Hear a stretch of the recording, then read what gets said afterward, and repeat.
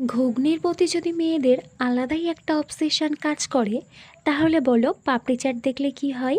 সকালে যখন ঘুম থেকে উঠেছি তখন 5টা 11, চলে এলাম ছাদে নিম পাতা পাড়ার জন্যে।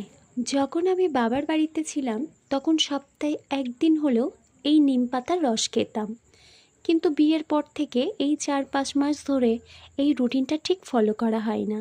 তো যাই হোক, নিম পাতা পেড়ে নিয়ে নিচে এসে বসিয়ে দিলাম ভাত, আর বাছাকোটা করে নেব দুপুরের সবজি।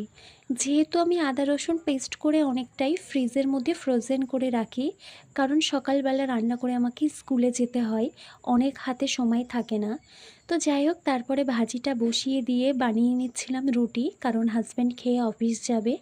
তারপরে চলে এলাম রাস্তার ধারে, আমি স্কুল গাড়ির জন্য অপেক্ষা করছিলাম।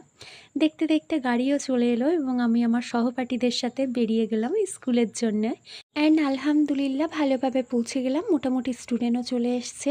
স্কুল থেকে ফিরে বিকালে বেরিয়েছিলাম হাজব্যান্ডের সাথে একটু ঘুরোঘুরো করতে, আর সেখানে গিয়ে দেখি ঘুগনি আর পাপড়ি চাট আছে।